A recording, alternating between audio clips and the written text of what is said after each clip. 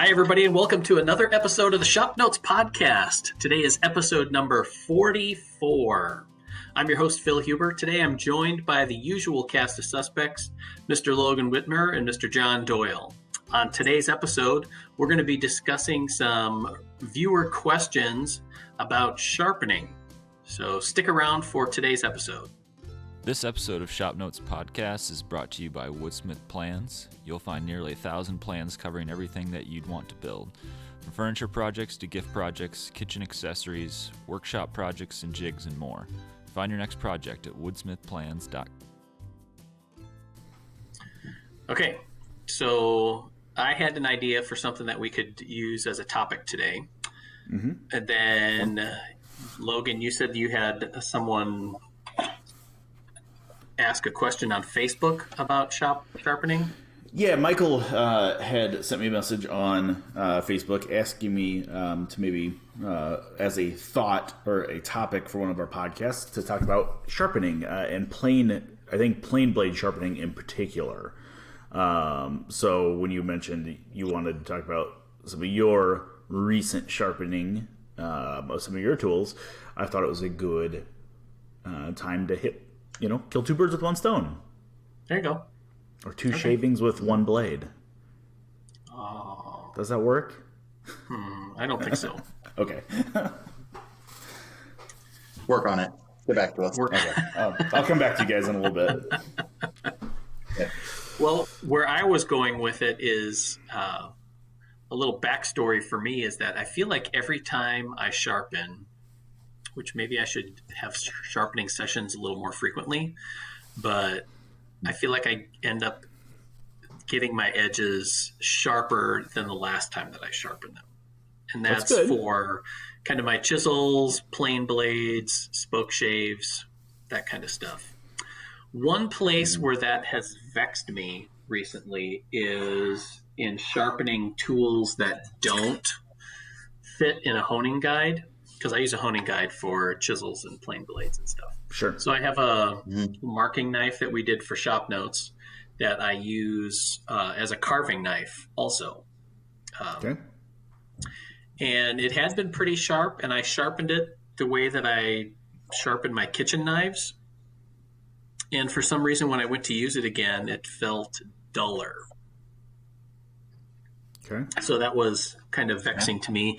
And then I think I've shared this before on the podcast is we have an upcoming project where Chris is designing a set of curved or crooked knives, depending on how you want to refer to those. And he made a left-handed set for me because I am of the southpaw persuasion.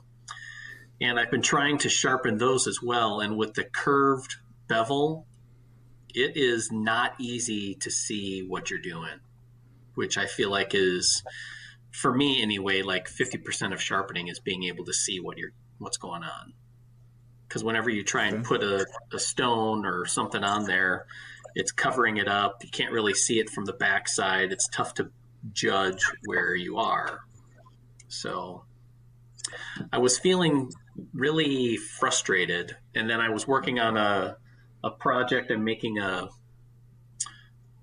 it's called a shrink pot. It's from a birch log section, where you hollow it all the way out and then make a bottom, and then as the birch dries, it'll shrink around the bottom and lock it in place. And I needed to do some hollowing, so I had gotten these two gouges from you, Logan, made handles for them, and I went to sharpen them, and again I was just feeling really frustrated by that they looked sharp to me, but they did not cut worth anything. So I started over altogether and really tried to stick with it. So I had that one, and then I also have a long bent gouge that I use for bowls. And this one, this was another one that felt really sharp, or looked really sharp, I guess, until I went to use it, and then it just didn't do anything. So I had started to resharpen this one along with those other two gouges, and decided to just start all the way over. So I went to my I have a hand crank grinder that I use, and I ground a slight hollow on the bevels of all three of those, just so that I could get a good place to start, and then went to my oil stones. And then finally, I feel like I'm at the point now where those three tools are significantly sharper than where they were before. So, and one of my lessons, especially with this one, is that I had some grinding marks left over, and I had already stepped up from the coarse side of my oil stone to the medium side. It's not quite fine, but medium. And I still had these grinding marks left in there. I didn't want to go back to the coarse side, but I ended up spending like a half an hour on the medium side trying to get rid of all of those grinding marks so that I had a nice smooth bevel. So sure. I'll try and take a photo of those and put them on the show notes page. But, like that one finally feels and looks like it's really sharp. I have another long bent gouge, and that tool, for whatever reason, just wants to be sharp. I almost can't mess up the sharpening on it. And then I have some other tools that I can get them sharp and they'll stay sharp, but for whatever, I don't know if it's just a spirit of anti-sharpness or I've insulted somebody's ancestors or something that I cannot get those sharp. Well, it's funny because we've talked about this before. There's certain steels that just get sharp and want to be sharp. And then there's steels that are just hard to sharpen. Once they're sharp, and they stay sharp for a long time.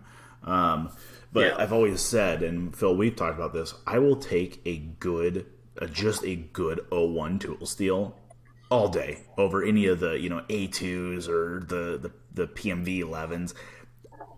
I can get them sharp. I know how to sharpen them. I can get them razor sharp. Yeah, I might have to sharpen a little bit more, but I'm not standing here making a living with my hand planing all day. You know what I mean? So It's like, in reality, does that mean that I have to sharpen once every 2 weeks instead of once every 3? Okay, whoop-dee, big deal. You know what I mean? Like, doesn't really matter. I will just take that ease of sharpening. So it's interesting to me that you say you like to see what you're doing. I can see that when it comes to some of those curved like gouges and stuff, because you do kind of have to see what you're doing. When it comes to like plane blades or chisels or anything like that, any straight edge, I feel like I can just do those with my eyes closed, because to me everything there is feel, because you got a flat bevel, right? And I guess that's where kind of my sharpening process is. I start off, so I'm going to spin my camera quick so you guys can see. I start off, and I'm just showing these off because I got them done. Ignore the rest of the shop. But so I actually start over there on the Tormek, that guy. I say Tormek, it's actually the Rikon version. But I start on the wet grinder, very much like you do with your hand crank. I start with that to put a hollow grind on almost all my stuff. So almost every one of these planes behind me, if you guys are watching on YouTube, has a hollow grind on it. And it just makes hand sharpening go a lot faster for me.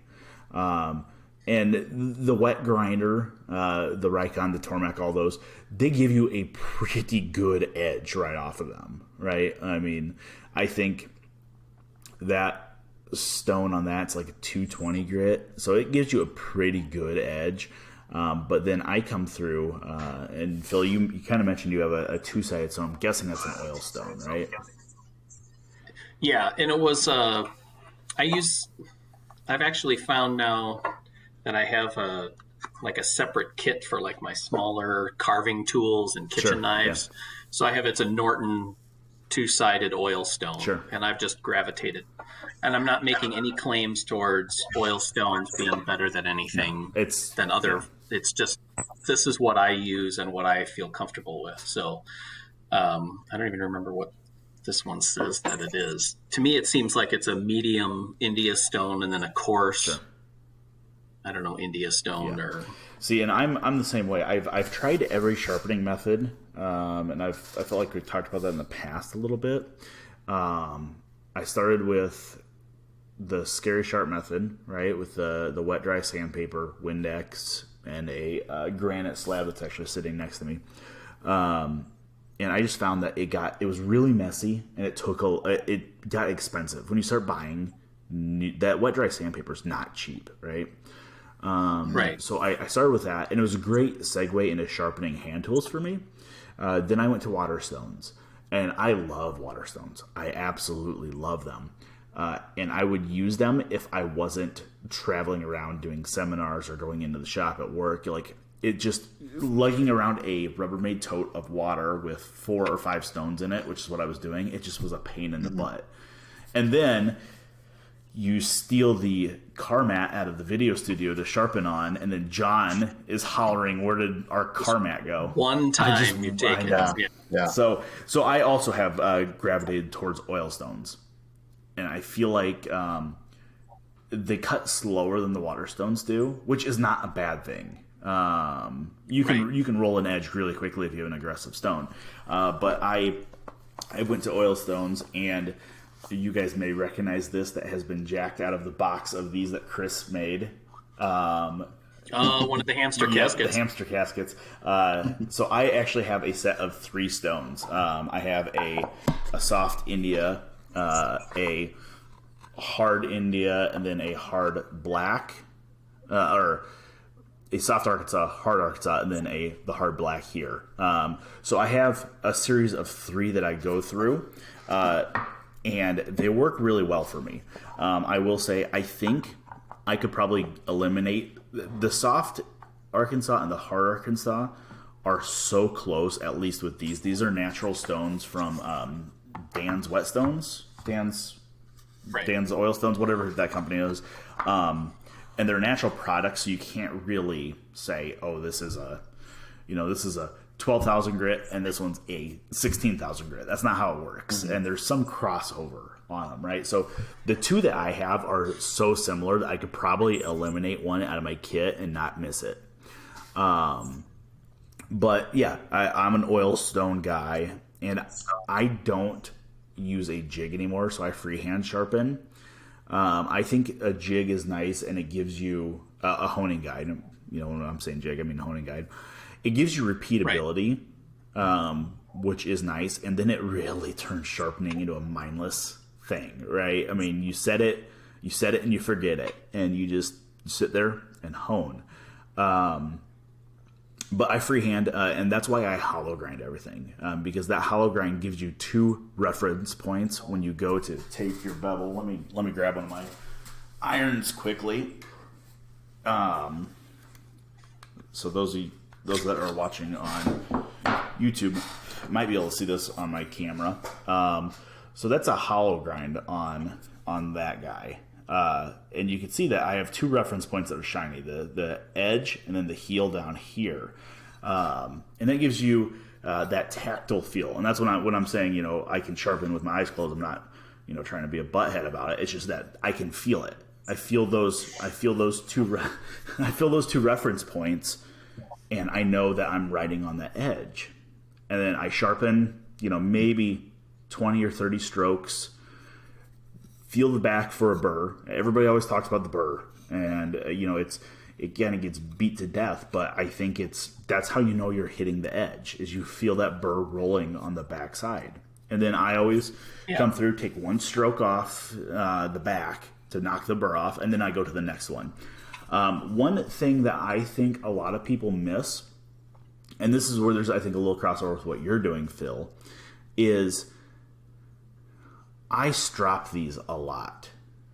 And I have found with carving tools or gouges or anything like that, stropping is a critical step in reducing how much time you're going to the stone. You know what I mean? Like, it's funny because I actually watched our friend Stumpy Nubs up in Michigan had a video he released yesterday, and he was talking about, I clicked on it because it said camping woodworking or something like that. I was like, oh my God, that's what I've been doing. I got a spoon that's my camping spoon that I've been carving as I go camping. And he was talking about carving is what he was talking about.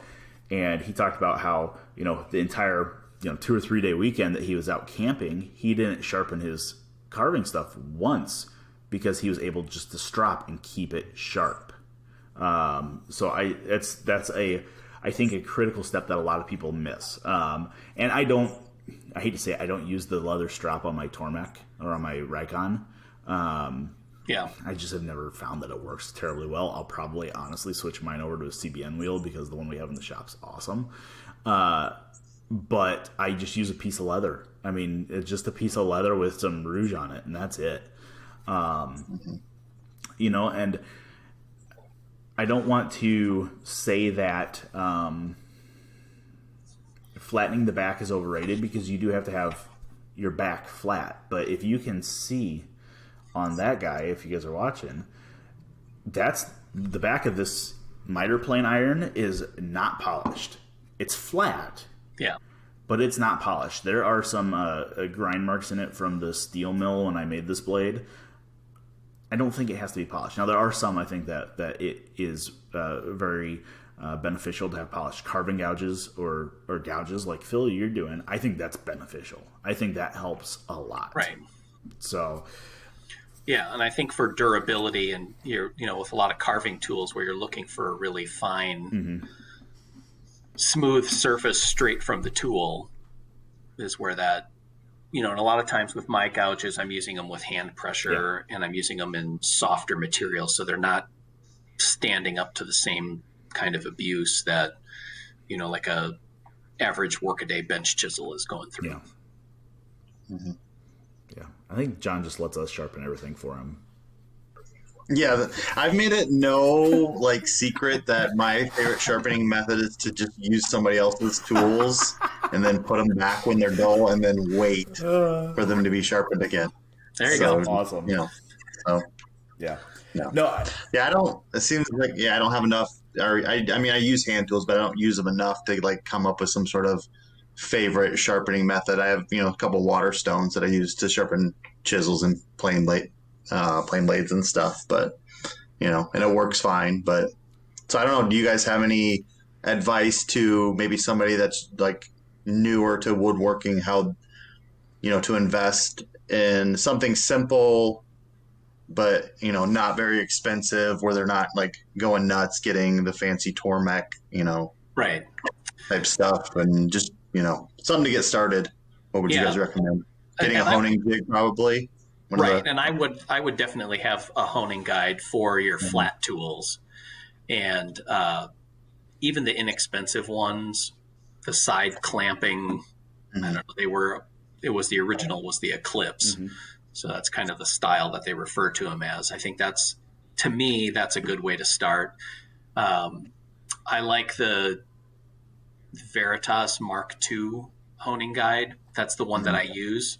So I can't speak to other ones because I just don't use them. But I found really good success in using in both those styles. I think a combination stone is really nice, especially if you have something that does a coarse and a medium, and then to have something that is a really fine stone. So you could get by with what I would say would be two stones then, the combination, and then whatever your finishing or polishing stone is.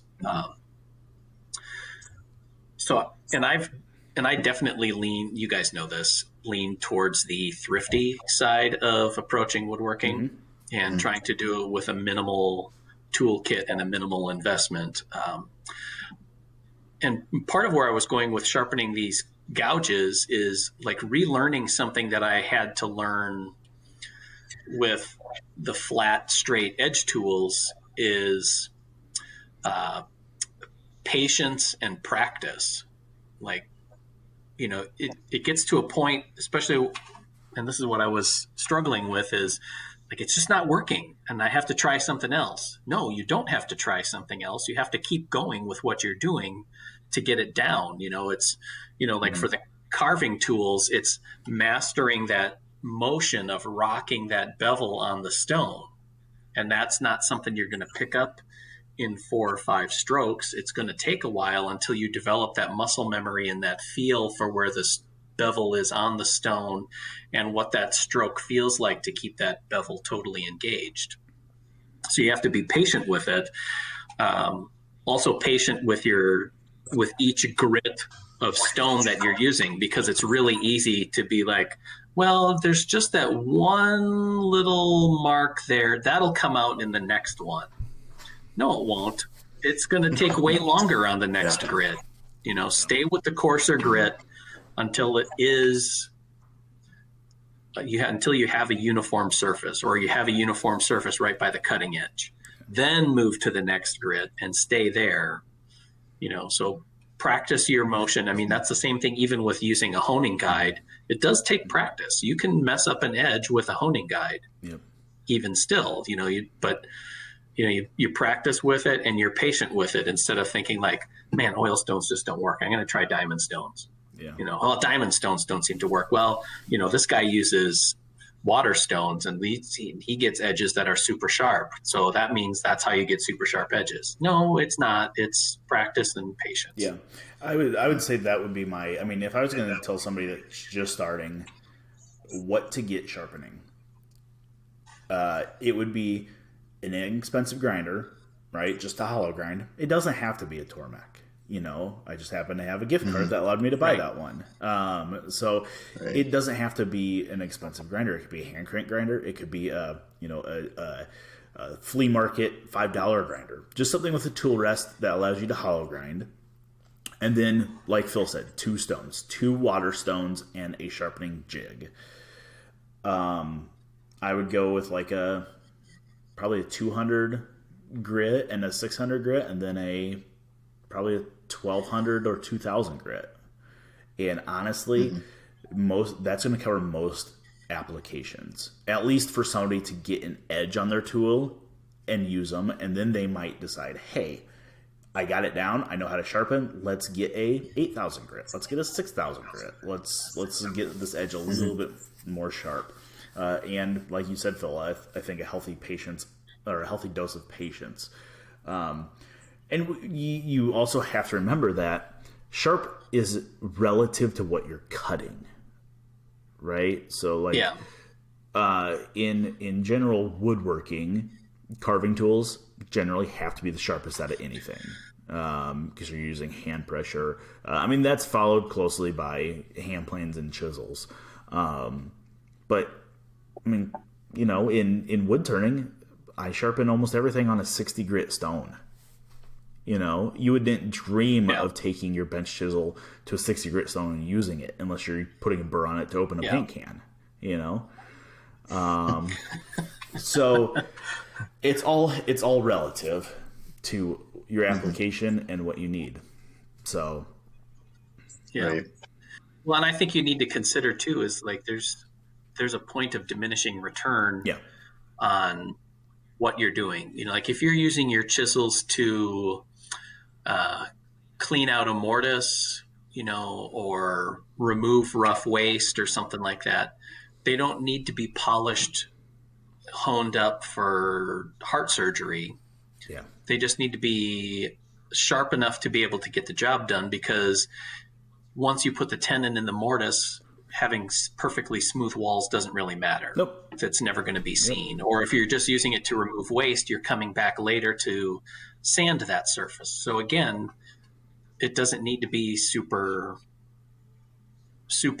sharp. Yeah. The same thing with a hand plane.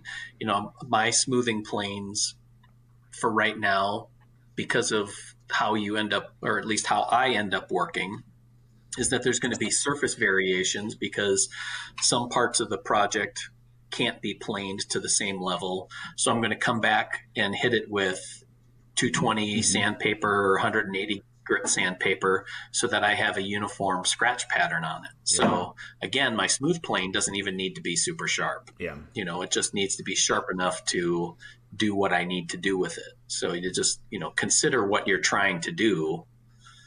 Yeah. Well, and it's all relative to what you're cutting. So, if you're a vegan woodworker, they don't need to be terribly sharp, because most softwoods plane pretty well. But if you're doing some luthier work in, bird's eye maple, you probably want them a little bit more sharp. Right. Yeah. So to flip that back on you, John, as someone who doesn't use hand tools a lot and do a bunch of sharpening. However, I've watched you sharpen with the water stones on the set, and you do a pretty good job. Yeah, I mean, it just takes patience and stuff, and actually doing it. And even when I'm here at home using the water stones, and I'm always satisfied when I'm sharpen things. It's like, oh, why didn't I do that a long time ago? Or if I would have done it earlier, I wouldn't have had to work as hard, to get it sharp. So, yeah, I mean, it doesn't take a lot of skills, more just patience and actually doing it is the thing. Yeah. Stopping and taking the time to sharpen your tools, and then you're always happier, and when you get it done, and you can work faster and get a better result once you actually do it. It's just actually stopping and taking the time to do it. So, yeah. So what would you say then as an essential kit for sharpening? I don't know. I kind of started out like what Logan said, with the sandpaper on a sheet of glass, and that worked pretty well for a while. But you mentioned, I have one stone that's a water stone that's two-sided, and another one that's more the fine, really fine grit, and that seems to work really well. And once you kind of I have like the Irwin Marples chisel, like nothing super expensive. And once you get to the point where you've sharpened them and flattened them once, it seems like you can just pull out those water stones and get them sharp again. So I think like the first time I sharpened them and flattened them, I used went through the whole series of grits of sandpaper up to the really fine water stone. But now that I have them sharpened once, I can a lot of times just pull out the water stone, the couple water stones that I have, and get them sharp. So yeah, like you said, a couple of water stones, and you can get one of those honing guides, I think, pretty cheap. Yeah, they're like $12 or something. So, I mean, it's really easy to get started, and the water stones will probably last you forever if you're not, doing a ton of sharpening. So, I mean, it doesn't take much, and just sitting down and doing it every so often, and the more often you do it, the easier it is. So, yeah. But the other thing I was going to ask, going back to, you guys were talking about steel, different types of qualities of steels, and a lot of times, Logan, you get antique or second or third hand tools. Is there a way of looking at those and telling the quality of steel on it, or are the older ones better than the newer ones? As a rule, or just kind of hit and miss? Yeah, as a rule of thumb, I found that, again, rule of thumb, older steel's better quality. Mm-hmm. Or I don't know that that's necessarily the best way to put that. Maybe it's that older tool steel has a better uniform quality. So like if you get something that's vintage, generally it's going to have good steel. We have some good steel alloys today that are better than old steel.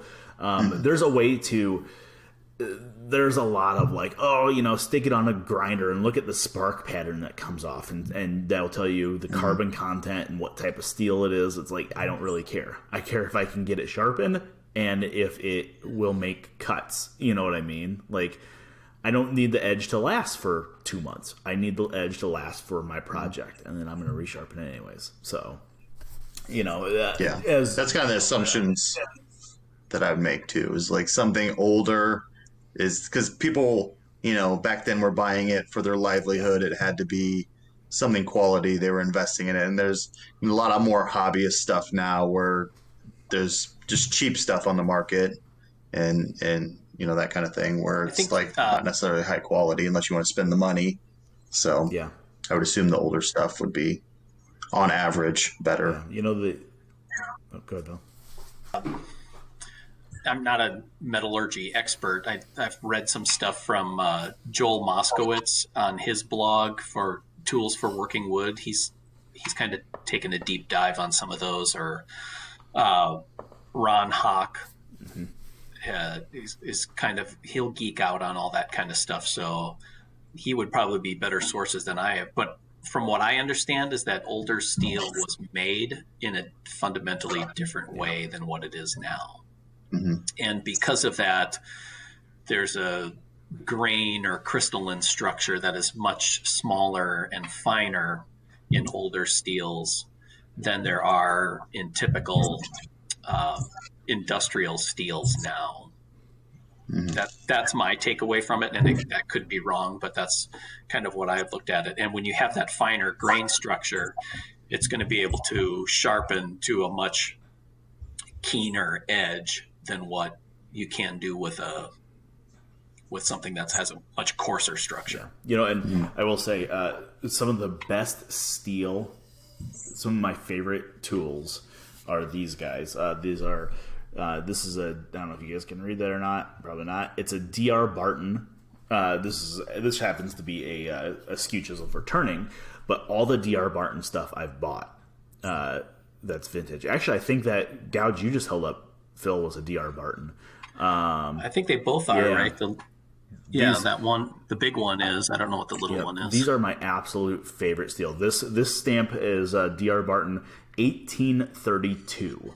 So that tells you how old this is. The steel on it, and this is in the condition I got it in. I mean, it's just silky smooth. Like, this was like new old stock. The DR Barton stuff, and DR Barton made tools for a long time, so I'm sure the metal quality changed over time. But all the DR Barton stuff I've ever purchased has held an edge and got sharp. And it's some of the only stuff that I would say that comes close to it is the Lee Nielsen stuff. I don't have any Hawk blades, but the Lee Nielsen stuff's close to it. But I think this stuff's probably a little bit better. Yeah, both of those gouges that I had were DR Bartons as well. So if you can find stuff made from old growth steel, right? That's better. Old growth steel, kind of like old growth wood. Tighter growth rings.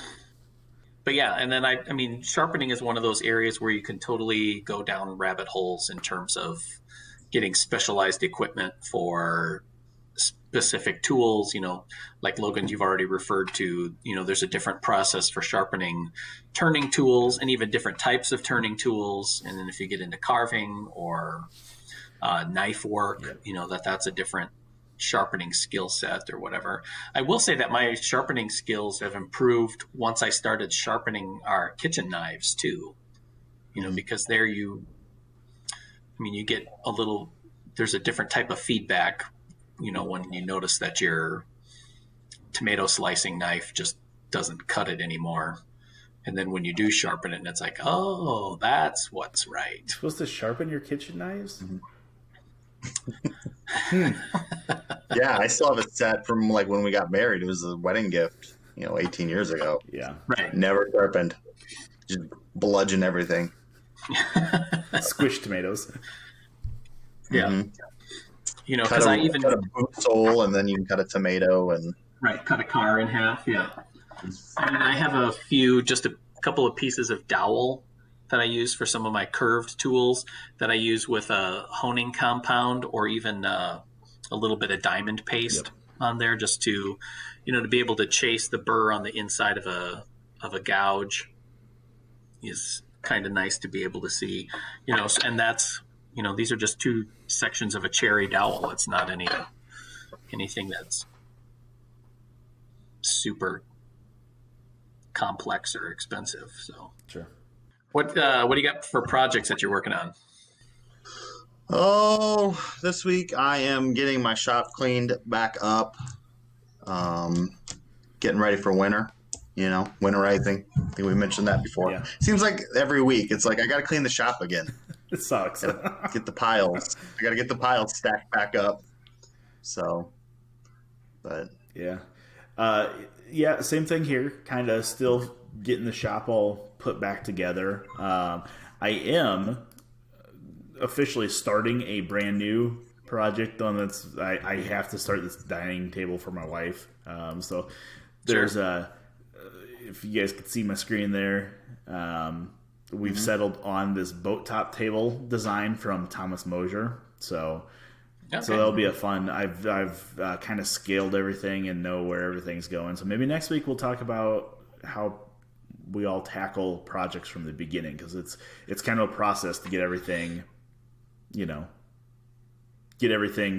measured, especially if you don't have measurements. I have a Thomas Mosier measured shop drawing book.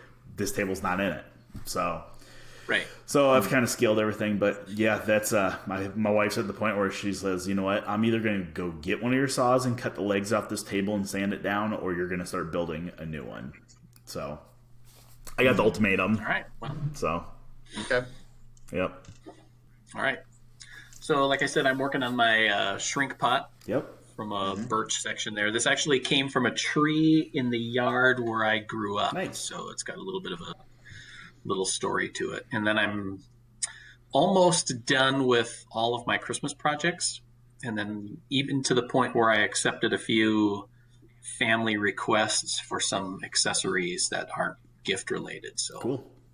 I've got several projects going on, and sometimes it's a little bit nutty going out in the shop because it's like, what do I work on? Yeah. But on the other hand, it's sometimes nice because you get to a point in one project where it's like, I can't do any more because I need to let something dry or apply finish or whatever, and then you can move to another project. So Yep. there we go. Awesome. Yeah, I'm hoping in the next couple days I'll have my shop all wrapped up.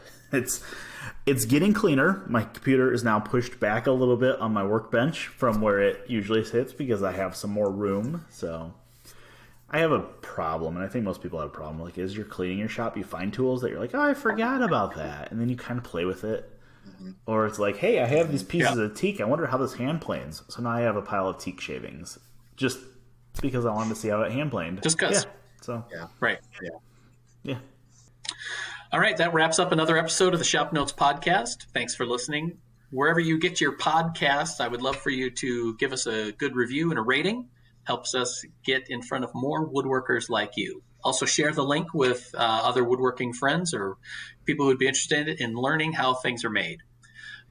If you have any questions, comments, or smart remarks, we'd love to hear from them. You can send us a comment on our YouTube page. You can also find all the previous episodes at our website, woodsmith.com/podcasts.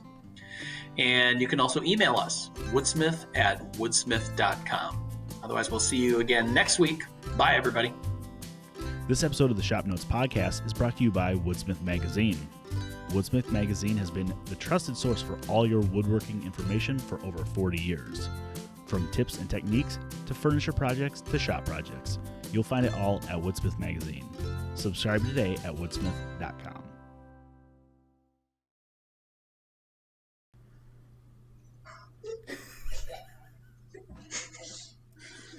I think my house is haunted. I think so. Right. So, All speaking right. of getting the leather strap out. So.